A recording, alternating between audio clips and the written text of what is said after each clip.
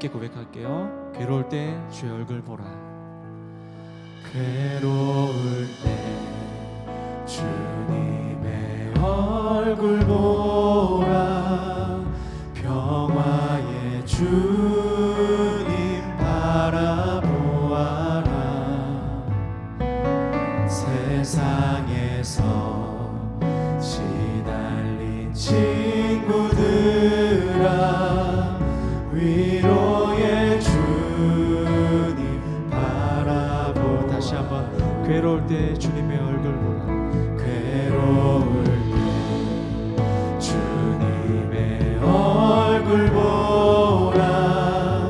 평화의 주님 바라보아라.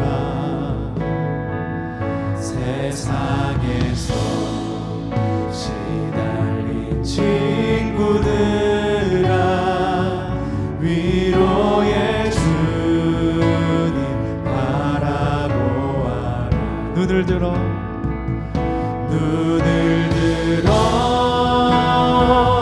주를 보라. 내 모든 염려 주께 맡겨라. 슬플 때에 주님의 얼굴 보라. 사랑의 주님 안식 주리라. 힘이 없고 내 마음 연약할 때 능력의 주님 바라보아라. 주의 이름 부르는 모든 자는 힘 주시고 늘 지켜. 우리 다시 한번 믿음으로 고백합시다. 힘이 없고 내 마음 연약할 때 능력의 주님 바라보아라. 주의 이름 부르는 모든 자는 부르는 모든 자는 힘 주시고 늘 지켜주시니. 아멘. 눈을 들어 주를 보라. 눈을 들어 주를 보라. 내 모든 염려 주께 맡겨라. 슬플 때에 주님의 얼굴 보라. 사랑의 주님 안식 주리라. 눈을 들어 주를 보라. 눈을 들어 주를 보라. 내 모든 염려 주께 맡겨라. 슬플 때에 주님의 얼굴 보라. 사랑의 주님 안식 주리라. 다시 한번 눈을 들어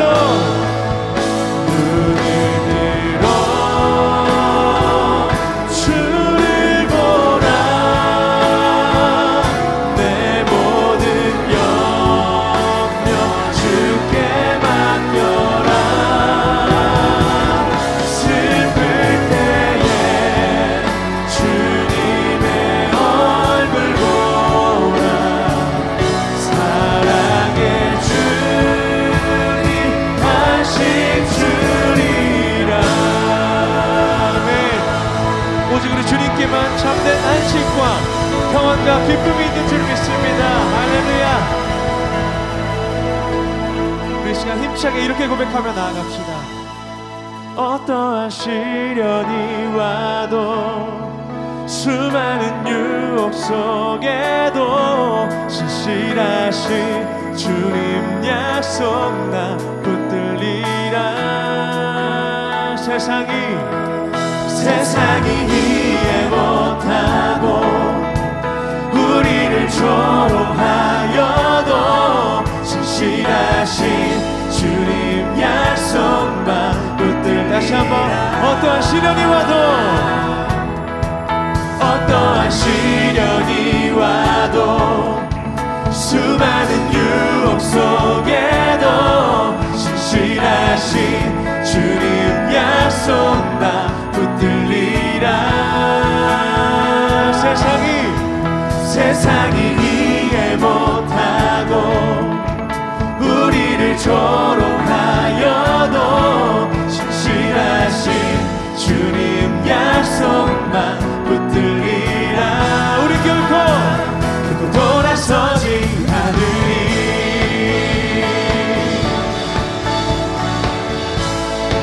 주님 뜻대로 살기로 했네.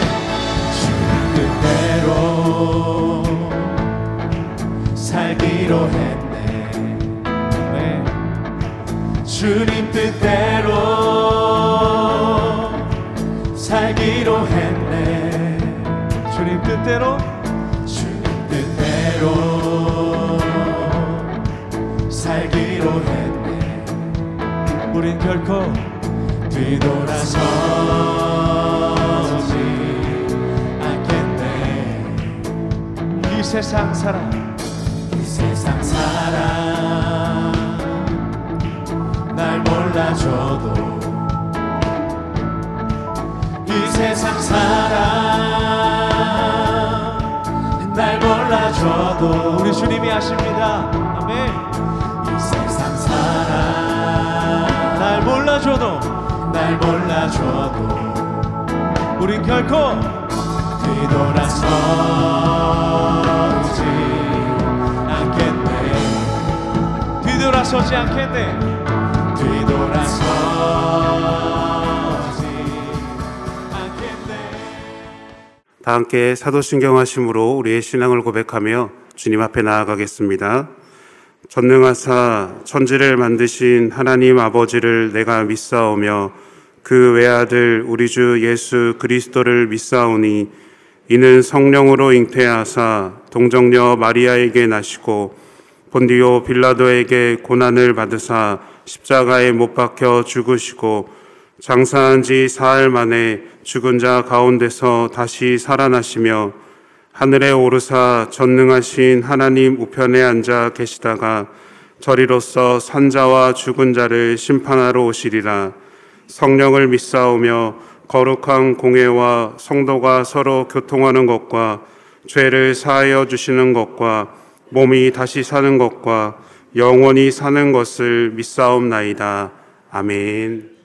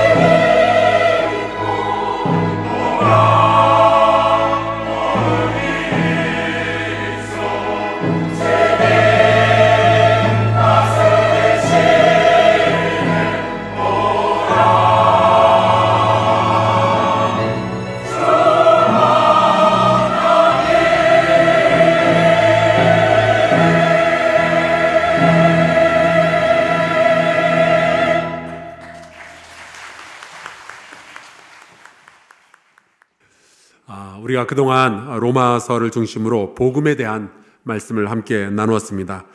오늘이 마지막 시간입니다. 그런데 아름다운 보름달의 배경색은 검은색, 밤하늘인 것처럼 그리스도의 복음이라는 아름다운 이야기의 배경에는 인류의 죄악이라는 아주 어두운 이야기가 깔려 있죠. 그래서 로마서는 복음을 설명하기 위해서 먼저 우리의 죄악의 이야기부터 하게 되는 겁니다. 원래 우리는 죄 때문에 인생이 꼬인 사람들입니다. 그리고 죄 가운데서 멸망할 수밖에 없는 인생들이죠. 여러분, 죄는요, 그 결과가 생각보다 굉장히 심각합니다. 2017년에 떠들썩하게 뉴스가 나왔었는데 북한의 김정은의 형이라는 김정남이 말레이시아에서 VX라는 동물에 의해서 암살을 당한 사건이 있었습니다. 이 VX라는 게 얼마나 지독한 독인지 피부에 딱 한 방울만 묻어도 사람이 죽는다고 그래요. 최근에는 또 다른 뉴스가 뜨기 시작했죠. 좀비 마약이라고 불리는 펜타닐 때문에 막 뉴스에 뜨고 난리가 났었는데, 이 펜타닐은 2mg만 가지고도 사람이 죽을 수 있다고 그럽니다. 좁쌀 무게가요 6mg이래요. 그러니까 2mg은 얼마나 작은 건가요? 그리고 그 반의 반만 먹어도 사람이 좀비처럼 변해가지고 모든 능력들을 다 상실한다고 그러죠. 여러분, 죄가 그런 거예요. 우리가 보기에는 되게 작아 보이는데 그 결과는 굉장히 심각하죠. 에덴 동산 중앙에 있는 선악과의 열매를 하나 따먹은 게 뭐 그리 대단한 죄겠어요. 그런데 그 결과는 에덴 동산에서 쫓겨나고 결국은 죽는 거였습니다. 롯의 아내가 불로 멸망하는 소돔성을 한번 돌아본 게 뭐 그리 큰 잘못이겠어요. 하지만 그 결과는 자신의 몸이 소금 기둥이 되어서 죽는 거였죠. 주인에게서 받았던 한 달란트를 땅에 묻어두었다가 나중에 주인한테 되돌려준 게 뭐 그리 큰 잘못이겠어요. 그런데 그 결과는 바깥 어두운 데 쫓겨나서 슬피 울며 일을 가는 거였습니다. 여러분, 죄는 보기에는 작아 보일지 모르겠지만 그 결과는요, 예측할 수 없을 정도로 심각한 거예요. 그런데 세상에는 두 가지 죄가 있죠. 알고 짓는 죄와 어떤 죄가 있죠? 모르고 짓는 죄가 있습니다. 여러분은 둘 중에 어떤 죄를 더 많이 지으셨어요? 잘 모르겠죠. 모르고 지은 죄는 기억도 없습니다. 저와 우리 교회 사역자들이 매주 교회 주변 이 지역을 뺑 돌아다니면서 쓰레기를 전부 줍습니다. 벌써 7년째 저희가 매주 하고 있는데 쓰레기 중에서 한 90% 정도는 담배꽁초, 담뱃갑, 그리고 술병들이에요. 그런데 어떤 사람들은 그걸 버릴 때 화단의 숲풀 사이에, 이파리 사이에, 꽃잎들 사이에 안 보이게 싹 구겨서 집어넣어 놓습니다. 그러면 이제 제가 그거를 줍다가 속으로 그러죠. 차라리 길바닥에 버려라 자식아. 청소라도 쉽게. 그런데 이렇게까지 막 숨겨놓는 걸 보면은 이 사람도 나름 죄의식이 있는 것 같아요. 이거 남들한테 보이면 안 되니까 숨겨놓는 거죠. 그런데 가끔 보면은 말도 안 되는 정말 상식 바깥의 죄를 지어놓고서도 죄의식조차 보이지 않는 사람들이 있습니다. 폭탄 테러로 사람을 죽이고 나서도 뻔뻔하게 알라후 아르바크, 신은 위대하다 막 외치는 무슬림 과격주의자들도 있고, 아니 어떻게 사람이 저럴 수가 있나 싶어요. 또 길거리에서 자기랑 아무 관련도 없는 사람을 괜히 찔러 죽이고 나서도 그냥 화가 나서 그랬다. 아니 말이나 됩니까? 그러니까 죄를 죄라고 생각도 못하는 사람들이 있는 거예요. 그런데 그게 그들만의 이야기이면 좋겠는데 그렇지가 않죠. 우리도 죄의식도 가지질 못했는데 이미 죄로 낙인 찍힌 행동들과 생각이 얼마나 많이 있는지 모릅니다. 얼마 전에 그 크리스찬 유산 기부 운동을 하시는 분이 이런 이야기를 했더라고요. 넉넉한 재정을 가지고도 오직 자기 자신만을 위해서 돈을 쓴다는 것은 하나님의 재정에 손을 대는 일입니다. 저는 그 이야기를 듣고 나서 뜨끔하더라고요. 내가 생각하지 못했었구나, 이 부분을. 여러분, 사람은 숨만 쉬어도 죄를 짓고 있다는 말이 괜히 나온 말이 아니더라고요. 그래서 우리는 알고도 짓고 모르고도 짓고 이 모든 죄들 때문에 멸망을 다 예약을 해 놓은 거예요. 아무리 우리가 도를 닦고 참선을 하고 율법을 지켜도 시간이 흐르면 흐를수록 우리의 죄악의 기록은 선행의 기록보다 압도적으로 많아지게 되어 있습니다. 그래서 우리는 점점 구원에서 멀어지게 되는 겁니다. 여러분, 벼룩이가 있잖아요. 톡톡 튀는 벼룩들. 이게 점프를 열심히 하면은 63빌딩 옥상까지 올라갈 수 있을까요?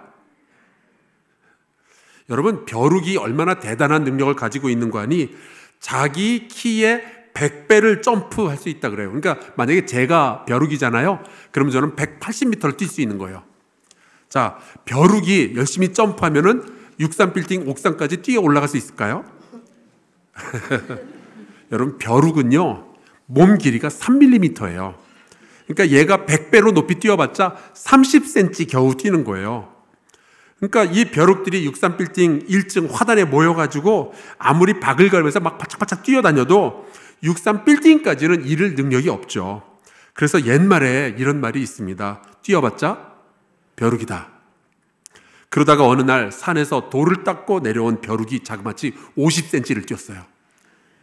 그럼 이제 다른 벼룩들이 그걸 보고 그러겠죠. 대박. 50cm를 뛰다니. 그러면서 이 벼룩을 따르는, 스승으로 모시는 벼룩들이 막 생겨날 거예요. 근데 어떤 벼룩은 그러죠. 산은 산이요, 물은 물이로다. 벼룩은 그냥 이렇게 살다가 죽는 거다. 뛰는 게 다 무슨 소용 있냐. 그런데 어느 날 소식이 들려오는 겁니다. 옥상에 올라간 벼룩이 있다는 거예요. 어떻게 올라갔냐? 엘리베이터를 탔대. 여러분, 이게 우리의 구원의 이야기예요. 우리는 아무리 뛰고 아무리 돌을 닦아도 구원에 이를 방법이 없습니다. 뛰어봤자 벼룩이에요. 근데 하나님이 도와주시면 구원이 가능해지는 거죠. 복음은 하나님이 우리를 그냥 내버려 두지 않으신다는 거예요. 우리를 죄 가운데 그냥 버려두고 멸망받도록 기다리시는 것이 아니라 인간의 몸을 입고 이 땅에 오시는 거죠. 그리고 그분의 능력으로 마치 엘리베이터처럼 우리를 이끌고 구원의 자리로 인도하여 주시는 겁니다. 그분이 바로 예수 그리스도이시고요. 그래서 이 예수를 믿으면 우리가 멸망하지 않고 영생을 얻게 되는 겁니다. 우리의 능력이 아니라 하나님의 능력으로 우리가 구원을 얻게 되는 거예요. 구원은 우리의 일이 아니고 아버지의 일이었어요. 그래서 우리가 구원을 얻는다는 소식, 이 기쁜 소식이 바로 복음이죠. 그래서 사도 바울은 로마서의 앞부분에서는 아주 길게 우리의 죄와 하나님의 은혜와 구원의 역사에 대해서, 믿음에 대해서, 그리고 성화의 과정에 대해서 설명을 하죠. 그리고 12장부터는 과연 이 복음을 아는 사람들은 우리의 삶에서 복음을 어떻게 적용할지에 대한 이야기를 나눕니다. 그리고 오늘 우리가 로마서 15장을 읽었는데요. 15장, 16장, 그리고 이제 로마서가 끝이 납니다. 그래서 15장, 16장은 로마서의 결론에 해당하는 이야기예요. 그래서 이제 복음을 깨달았고 이 복음을 전하는 전도자가 된 이 사도 바울은 로마서를 어떻게 끝을 내야 멋있게 끝이 날까요? 놀랍게도 이 로마서는 그 깊은 복음의 이야기를 나누고 있지만 그 끝에 가서 보면은 신학이나 철학에 대한 이야기가 아니라 사람의 이름들을 열거하면서 로마서가 끝이 납니다. 오늘 우리가 로마서 15장을 봤는데 로마서 16장에 가서 보면요, 27명의 예수 믿는 사람들의 이야기가 나와요. 베베, 브리스가, 아굴라, 마리아, 안드로니고, 유니아, 암블리아, 우르바노, 스타구, 이런 이름들을 하나하나 부르면서 로마서가 끝이 나는 거죠. 예를 들어서 16장 14절 15절을 제가 읽어드리겠습니다. 아순그리도와 블레곤과 허메와 바드로바와 허마와 및 그들과 함께 있는 형제들에게 문안하라. 빌롤로고와 율리아와 또 네레오와 그의 자매 올름바와 그들과 함께 있는 모든 성도에게 문안하라. 아니, 그렇게 세밀하고 깊게 복음을 설명했던 이 로마서가 왜 발음하기도 어려운 사람들의 이름을 열거하면서 끝이 나고 있을까요? 여러분, 여기에서 우리는 중요한 사실을 하나 깨닫게 되는데, 여러분, 복음은요, 예수를 믿는 사람들의 공동체로 완성이 되는 거예요. 복음은 성도들에게 전달이 되고 이 성도들은 또 복음을 세상에 증거해야 되는 거죠. 여러분, 복음은 내가 잘 알았다고 깨달았다고 끝날 일이 아니고 이 복음을 아는 사람들이 함께 만나고 공동체를 형성하고 사람이 사람의 이야기를 들어주고 그들을 격려하고 그들과 함께 기도하고 이런 공동체를 통해서 예수 그리스도의 몸을 세우는 데까지 나아가야 하는 겁니다. 복음은 머릿속에 들어있는 신학으로 끝날 일이 아니고 사람들과의 사랑으로 이어져야만 하는 거죠. 복음의 시작은 하나님께서 사람을 사랑하는 거잖아요. 복음의 결론은요, 사람이 사람을 사랑하는 거예요. 그래서 로마서는 복음의 이야기가 결국에는 교회 성도들의 이야기로 넘어가게 되는 거죠. 2년 전에 Sing Again이라는 그 오디션 프로그램이 있었는데 여기서 우승을 차지한 이승윤이라는 젊은 가수가 있었습니다. 근데 이 친구가 알고 보니 100주년 기념교회를 섬겼던 이재철 목사님의 아들이라고 해서 화제가 되기도 했었어요. 근데 이 친구가 부른 노래들 가운데 제가 좋아하는 노래가 하나 생겼습니다. 제목이 달이 참 예쁘다고. 근데 이 노래 가사 중에 이런 내용이 나와요.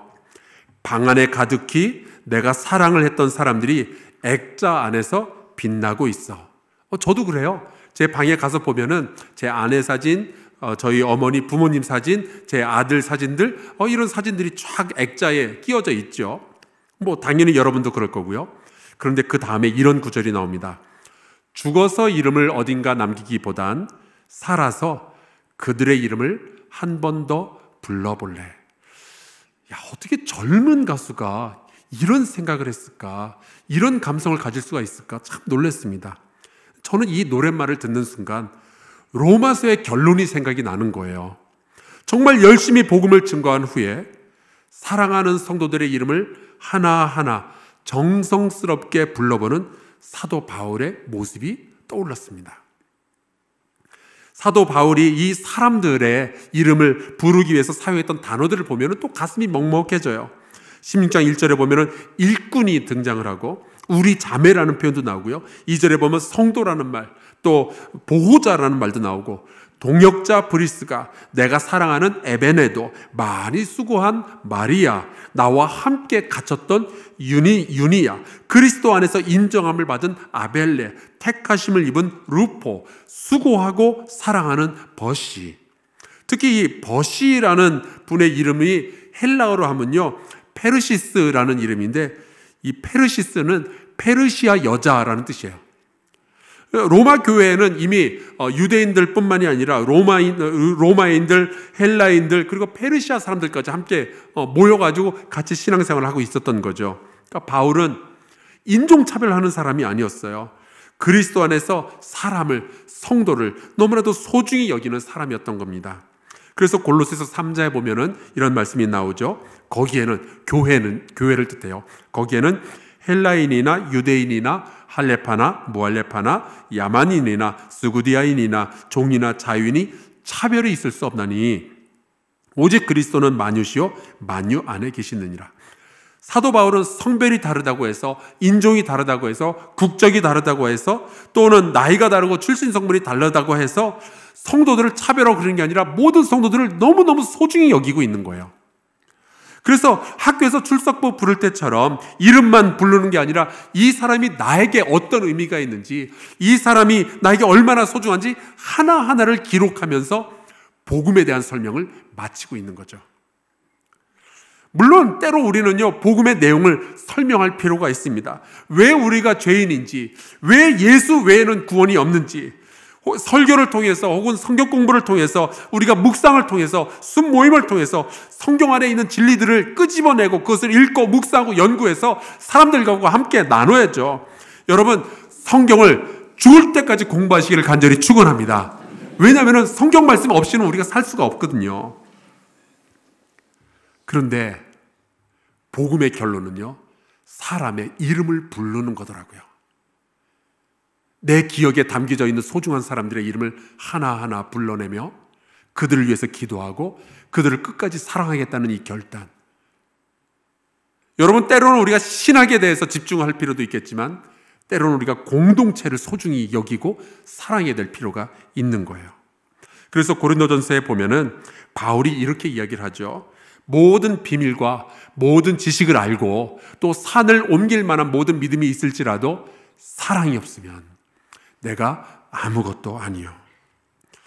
만약 여러분이 복음을 가진 분들이라면 주변에 있는 사람들을 먼저 사랑하시기를 간절히 축원합니다. 어차피 그게 복음의 결론이거든요. 이 이야기를 뒤집어서 말한다면 교회에서 내가 만나게 되는 사람들을 소중히 여기고 사랑할 수 없다면 우리는 아마 복음을 아직도 제대로 이해하지 못했기 때문에 그런 걸 거예요. 우리가 아무리 복음의 순수성을 외치고 복음의 능력을 외칠지라도 교회 안에서 만나게 되는 성도들을 우리가 사랑하지 못한다면 우리의 복음은 아무것도 아닌 빈 껍데기밖에 없는 거죠. 특히 주님 안에서 형제와 자매된 사람들을 만나고 싶어하고 그들을 소중히 여기고 칭찬해주고 사랑하는 것이 이 로마서의 결론이었습니다. 안타깝게도 지난 3년 동안 코로나가 지나가면서 교회는 나가지 않고 대신 혼자서 유튜브나 방송 보면서 신앙생활 하는 사람들이 많이 생겨나고 있다고 그래요. 이들을 가나안 성도라고 부르죠. 가나안을 거꾸로 하면은 안 나가거든요. 그러니까 교회 가면은 힘든 일들이 많이 있으니까 때로는 성도들이 꼴 보기 싫으니까 교인들 때문에 내가 상처 입을지도 모르니까 교회 안 나가고 그냥 혼자 신앙생활을 한다는 거예요. 양희송 씨가 쓴 가나안 성도 교회 밖 신앙이라는 책에 보니까 이런 가나안 성도가 한국에만 줄잡아 한 100만 명 정도가 등장을 했다고 해요. 한국 교회 인구가 800만인데 100만 명이면 8명 중에 1명은 교회 없이 성도들과의 만남 없이 혼자서 신앙생활을 하는 거죠. 근데 사도 바울은 그렇게 하지 않았어요. 교회의 성도들을 소중히 여기고 그들의 이름을 기억하며 그들을 만나려고 하고 그들과 사귀려고 하죠. 여러분, 건강한 복음을 가진 사람은 교회를 사랑하고 성도를 소중히 여기고 사람을 아끼고 사랑하는 겁니다. 물론 여기에도 질서가 있죠. 사람들에 대한 이야기를 할 때 사도 바울이 절대로 놓치지 않는 부분이 이런 거예요. 16장 2절을 보면은 베베라는 여성을 영접할 때 주 안에서 하라 그렇게 이야기를 하고 있고요. 16장 3절에 보면 브리스가와 아굴라 부부에게 문안할 때 그리스도 예수 안에서 하라 그렇게 되어 있습니다. 그런데 교회 다니는 분들하고 친해지다 보면은 너무 친해진 나머지 사람은 좋은데 관계는 좋은데 그리스도의 임재는 좀 불편해하는 경우들이 생기더라고요. 제가 미국의 그 아틀란타에서 교육 전도사로 한 교회를 섬겼었는데 어느 날 담임 목사님이 선교 여행을 가신 거예요. 그래서 제가 교육 전도사지만 그 가정 예배를 좀 인도해야 될 일이 있었습니다. 그래서 한 집에 가서 보니까 속회 모임이었어요. 여러 가정들이 이렇게 같이 모였고, 그래서 이제 어른들을 모아놓고 제가 이제 예배를 같이 드렸습니다. 예배가 끝나고 나니까 식사가 나오더라고요. 그래서 맛있는 식사를 또 했죠. 근데 식사가 다 끝난 다음에 거기 앉아 계신 성도들이 저를 이렇게 계속 쳐다보는 거예요. 왜들 그러시나 했는데 눈치가 예배도 다 드렸고 밥도 드셨으니까 전도사님은 가주시면 좋겠다라는 그런 눈치가 보였어요. 나중에 알고 보니까 그 속회 모임은요, 예배가 1부, 식사가 2부, 그리고 비밀 순서가 3부로 있었는데 딴 게 아니고 그 집에는 노래방 기계가 하나 있었거든요. 그래서 집사님, 권사님들이 그 기계 앞에 모여 앉아가지고 다들 돌아가면서 노래도 부르고 맥주도 마시고 그러는 거예요. 그거를 해야 되는데 전도사가 눈치도 없이 가만히 앉아있으니까 좀 갔으면 좋겠다라는 눈치를 보냈던 거죠. 물론 그리스도인들이 모였을 때 우리가 솔직 담백한 것도 참 좋지만 톡 까놓고 이야기하는 그런 투명한 것도 참 좋지만 여러분, 그리스도 안에서 성도들을 사귀시기를 간절히 축원합니다. 그리스도인의 품위를 잃어버리면 안 되겠어요. 그리스도 안에서 격려하고 그리스도 안에서 성경 말씀 나누는 것이 자연스럽고 편안하고 같이 기도 제목 나누는 것이 너무나도 즐겁고 편안한 우리 한사랑교회 성도들 되시기를 간절히 축원합니다. 사람들과 즐거운 시간 보내면서 많이 웃고 많이 먹고 삶의 에너지를 얻는 것 좋아요. 하지만 여전히 그리스도 안에서 질서 가운데서 그렇게 해야 되겠죠. 사도 바울은 이렇게 성도와의 교제가, 그리스도 안에서 만나는 성도와의 교제가 너무나도 소중했던 거예요. 그래서 오늘 말씀 22절에 보니까 그 소중한 사람들을 만나고 싶어가지고 로마를 방문하려고 여러 번 애썼다라고 되어 있습니다. 그런데 문제가 있었어요. 22절 제가 읽어볼게요. 그러므로 또한 내가 너에게 가려 하던 것이 여러 번 막혔더니, 사랑해서 만나고 싶었는데 그걸 못하게 된 거예요. 참 이상하죠. 복음을 가진 사도가 사람을 소중히 여기며 로마에 가서 직접 성도들을 만나고 문안하고 사귐을 가지고 서로 간의 위로를 받으면 좋겠다고 생각했는데 그게 막혀버린 거예요. 그게 한 번도 아니고 여러 번 막혔대요. 아니, 사도 바울이 로마에 놀러 가는 것도 아니고 성도들을 만나가지고 하나님의 복음을 나누고 함께 하나님의 일을 하겠다는데 왜 이게 막혔을까? 사도 바울이 기도를 많이 안 해서 그랬을까? 아니면 흑암의 권사가 그의 길을 막아서 그랬을까? 아니요. 저는 이 말씀에서 우리가 배워야 하는 것이 있다고 봅니다. 여러분, 하나님의 사람도요, 하나님의 일을 하는데 시련도 찾아오고 실패도 경험하게 되죠. 23절에 보니까 이 사도 바울이 로마로 가기에 되게 적당한 타이밍이 된 것 같아요. 이제는 이 지방에 일할 곳이 없고, 그러니까 여기 일이 다 끝난 거예요. 그러면 당연히 로마로 가서 그쪽 성도들을 만나면 얼마나 좋아요. 그래서 이 로마를 지나서 서바나, 그러니까 요즘 말로 하면 스페인인데, 이 스페인으로 또 선교여행을 갈 수 있으면 얼마나 좋겠어요. 바울의 소원은 그거죠. 로마로 가서 로마 교인들과 사귐을 가진 후에 로마에서 스페인으로 건너가서 또 복음을 증거하는 것. 얼마나 좋아요. 근데 이게 실패로 끝이 난 거예요.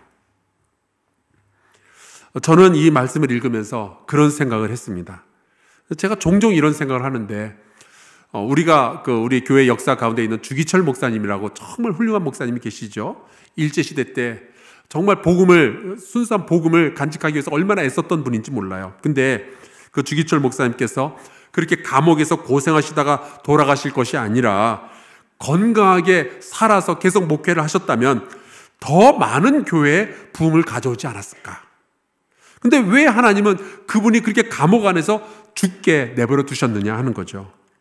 감리교 선교사였던 아펜젤러 선교사님은 한참 일할 나이인 44세에 전라도 지방의 선교사들, 목사들과 만나려고 가시다가 목포 앞바다에서 배가 전복되는 사고를 만나요. 놀라운 것은 아펜젤러 목사님은 대학교 시절 수영선수였거든요. 그러니까 헤엄치면 충분히 나올 수 있었는데, 그랬던 분이 조선에 여자아이 하나 구해보겠다고 빠져 들어가는 배와하고 같이 있다가 영영 나오질 못하시고 그대로 돌아가시죠.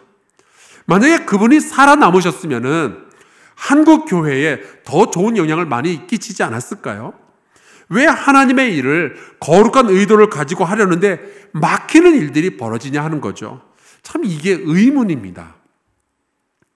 예수 잘 믿는 집안에 왜 그렇게 슬픈 일들이 벌어지며, 기도 많이 하는 집에 왜 고난이 찾아오고, 열심히 선교하겠다는 집에 왜 어려움이 찾아오는 걸까요? 제가 최근에 한 선교 포럼에서 이한영 교수라는 분을 만났어요. 이분은 이제 선교사의 아들인데 브라질에서 자라났고 의사였습니다. 뉴욕의 암센터에 가서도 또 의사로 일하셨던 분인데, 이분에게는 3살 연상 누나가 있었대요. 이 누나가 명자라는 이름을 가지고 있습니다. 명자 누나라고 하더라고요. 근데 이 명자 누나의 고난과 인생을 보면서 이 이한영 교수의 마음에 믿음이 생기기 시작한 거예요. 그때의 깨달음을 뒤늦게나마 기록했던 책이 바로 명자 누나라는 책입니다. 이 누나가 결혼을 했고 좀 늦게나마 임신을 하게 되죠. 근데 임신을 하고 얼마 안 있어서 척추에 암이 생긴 걸 발견한 거예요.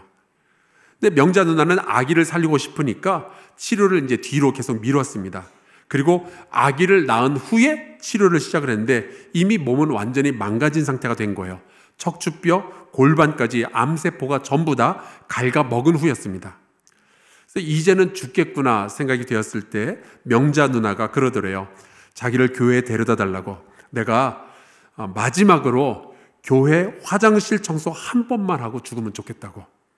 그래서 거의 기다시피 해서 남편하고 같이 교회에 가서 화장실 청소를 합니다. 근데 그러고 나서 죽을 줄 알았던 명자 누나가 23년을 더 살게 된 거예요. 그것도 극심한 고통 가운데서.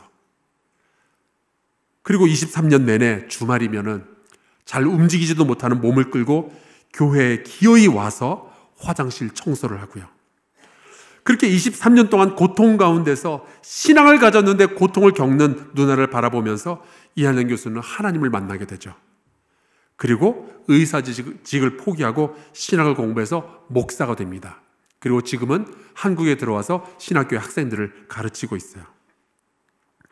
아니, 왜 믿는 사람들에게 이런 일들이 벌어지는 걸까요? 욥은 하나님을 그렇게 잘 섬겼는데 왜 이런 고난을 당하는 걸까요? 어쩌면 우리에게 있어서 가장 큰 의문은 예수 그리스도의 십자가죠. 아니, 예수님께서 설교자 생활을 3년을 하셨는데 3년 만에 십자가에서 사형을 당하셨어요. 아니, 3년이 아니라 6년을 가르치셨으면 얼마나 더 좋았을까. 또 예수님께서 부활하신 후에 제자들하고 40일을 지내셨는데 40일이 아니라 100일을 함께 있었으면 얼마나 좋았을까. 365일을 함께 계셨으면 얼마나 더 좋았을까. 근데 하나님의 생각은 우리의 생각하고 너무 다른 거예요. 내가 계획하는 것과 하나님이 계획하는 게 너무 다른 거죠. 이 차이가 생겼을 때 우리는 어떻게 해결하면 좋을까요? 사도 바울은 거룩한 의도를 가지고 선한 일을 하려고 했는데, 성도들을 만나서 사랑을 나누려고 했는데 그게 막혀버리죠. 근데 사도 바울은 이 일 때문에 불평하지 않습니다. 이 일 때문에 실망하지도 않아요. 이 일 때문에 하나님의 선하심을 의심하지도 않습니다. 대신 로마의 성도들을 만나서 사랑할 수 없다면 예루살렘의 성도들을 사랑하겠노라 라고 이야기를 하죠. 마게도냐와 아가야에 있는 교회의 사랑을 예루살렘에 있는 가난한 성도들에게 전해주는 일을 시작을 하는 거예요. 모든 판단은 하나님께 다 맡기고 나는 그리스도 안에서 계속 성도를 사랑하겠다 하는 것이 오늘 우리가 함께 읽은 로마서 15장의 이야기입니다. 저는 이 말씀을 읽으면서 자유가 이런 거구나 하는 것을 깨달아요. 우리는 흔히 그렇게 생각하죠. 자유는 내가 뜻하는 것을 내 마음대로 할 수 있는 거다. 근데 아니에요. 사도 바울에게 있어서 자유는 하나님의 뜻에 나의 모든 것을 다 맡겨버린 거예요. 그러니까 진정한 자유가 있는 거죠. 우리는 어떨까요? 신앙생활 하다 보면은 좀 실망스러운 일들 있지 않습니까? 아니, 권사님이 어떻게 나한테 그럴 수가 있어? 아니, 교회가 어떻게 이럴 수가 있어? 목사님이 왜 그런 말씀을 하셔? 나에게 왜 이런 일들이 벌어져? 하지만 여러분, 우리는 죄악 가운데 있다가 하나님의 은혜로 구원받은 사람들이잖아요. 우리는 복음을 받은 사람들이잖아요. 그래서 우리가 해야 할 일은 그때 화를 내는 게 아니라 그리스도 안에서 형제와 자매된 이들을 계속 사랑하는 거죠. 하나님께 모든 것을 다 맡기고 오직 내 앞에 주어진 그 사명을 다시 한번 감당하겠다는 것이 은혜로 구원받은 사람들이 해야 할 일인 거예요. 복음을 받을 자도 성도들이고 복음을 전할 자도 성도들이니까 내 주변에 있는 나의 형제, 나의 자매들을 더 깊이 사랑하는 우리 성도들 되시기를 간절히 축원합니다. 특별히 다음 주에는 이제 새롭게 집사, 권사, 장로님들이 이제 선출이 되는데 여러분 그분들을 소중히 여기고 축복해 줄 수 있기를 바라요. 복음의 결론은 주님이 우리를 사랑하신 것처럼 우리도 서로 사랑하는 거죠. 우리가 서로 사랑할 때 우리가 예수님의 제자라는 것이 세상에 드러나게 될 겁니다. 사귐의 기쁨이 우리 성도들 가운데 충만하시기를 간절히 축원합니다. 우리 같이 이 찬송을 부르고 기도하면 좋겠는데, 오래된 노래예요. 축복송이라는 노래인데, 혹시 여러분 옆에 앉은 분이 잘 아는 분이다 싶으면 손을 한번 잡고 이 찬양을 불렀으면 좋겠습니다. 서로를 좀 축복하는 찬양이거든요. 복음 안에서 우리가 형제 자매가 되었어요. 우리가 서로 사랑하지 않으면 복음이 진짜라고 누구에게 말할 수 있겠어요? 우리 같이 이 찬양 부르면서 서로를 축복하고 그리고 기도하는 시간 갖도록 하겠습니다.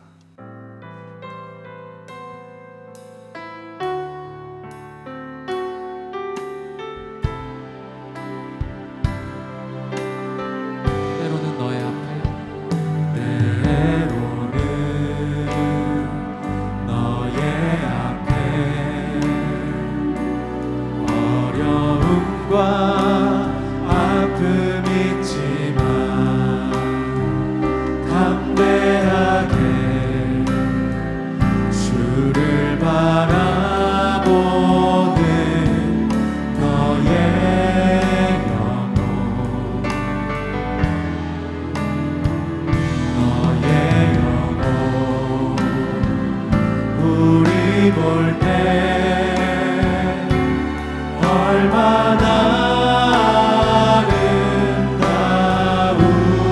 아름다운지 너의 영혼 통해 큰 영광 받으시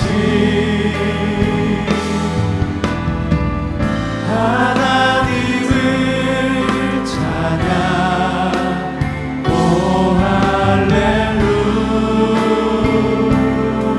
너는 택한 족속이여 너는 택한 족속이요 왕같은 제사장이며 거룩한 나라 하나님 소유를 된 백성 너의 영혼 우리 볼 때 얼마나 사랑스러운지 너의 영혼 통해 큰 영광 받으시 하나님을 찬양 오 할렐루야 하나님 참 고맙습니다. 우리가 너무나도 죄가 많았고 멸망을 받아야 할 사람들이었지만 예수 그리스도를 통해서 우리를 구원해 주시니 감사합니다. 우리가 여전히 부족하지만 하나님의 사랑은 여전히 우리를 붙드시며 은혜를 베풀어 주시니 감사합니다. 아버지, 우리가 아버지의 백성이 되었으니 서로 소중히 여기며 사랑하게 하여 주시옵소서.